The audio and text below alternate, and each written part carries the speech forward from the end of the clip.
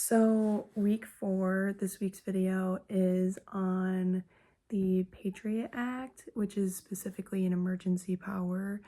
It was passed in 2001 to expand the federal government's powers and prevent and investigate terrorism, especially after September 11th.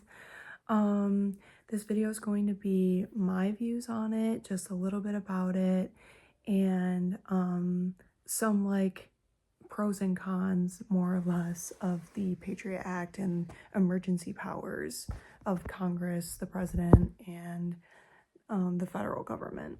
So, what is the Patriot Act? The Patriot Act was passed in 2001 after the 9/11 attacks. It was passed by the United States Congress and it was signed by George W. Bush. The full name of the act is Uniting and Strengthening America by Providing Appropriate Tools Required to Intercept and Obstruct Terrorism Act. Really long name, but I guess it covers everything in it. And the goal of it was to give law enforcement more tools to stop terrorism and to help investigate it in order to prevent it. And obviously, this came at a time when people were really frightened by terrorism, and 9/11 caused a huge shock in America. So it makes sense that this law was passed to help aid law enforcement and the government to I guess help stop this and help people ensure that they're safe. So the Patriot Act expanded a lot of powers in the federal government, especially when it came to investigation. It made it easier for the government to access phone, email, and internet records.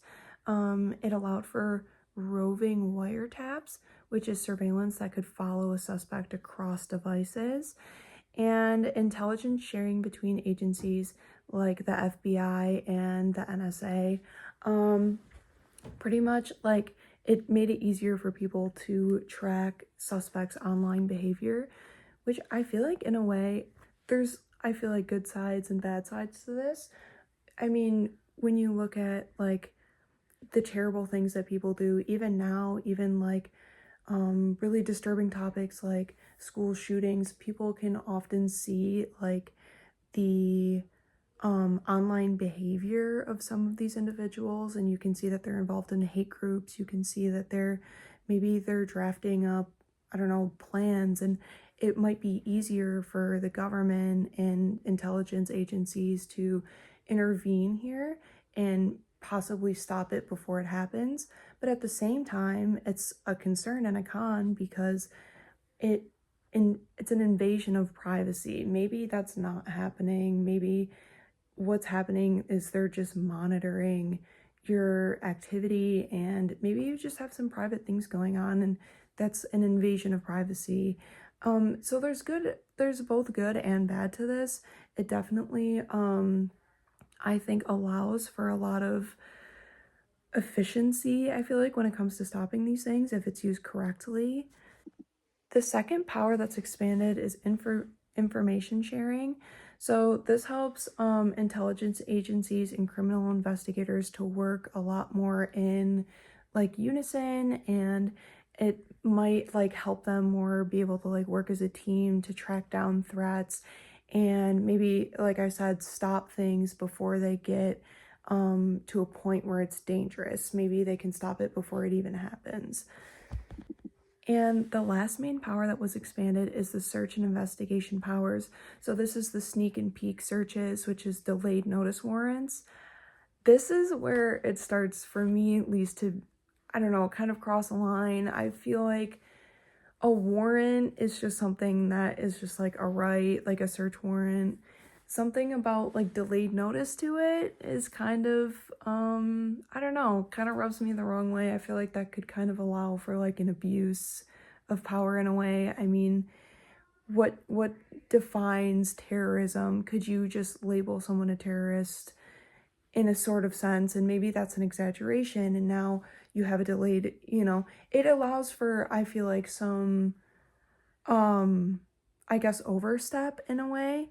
I understand though, I think it could have its benefits, because maybe someone gets a warrant and maybe, I don't know, the suspect knows what's going on and they hide their information. It allows for, them to have time to cover things up, or they know and they know to lie. So I don't know. In a way, I guess the sneak and peek, I feel like is good in theory, but I feel like it allows a little bit of room for an overstep or maybe an abuse at some point. There's also a broader authority to monitor suspect terrorist activity. And I think, again, in a sense, it's good in theory. I think, in a way, like allowing, monitorization of people who we think are criminals and terrorists, that sounds great, but who do we consider like terrorist organizations, like, I don't know, potential terrorists? That I feel like that's kind of let up to the individual who's in charge of it. That could lead to errors and overreach, but I still think that it's in theory, and if used correctly, really beneficial for anti-terrorist. So the big picture pretty much of this video is the Patriot Act really shows tensions in America between national security and individual freedoms.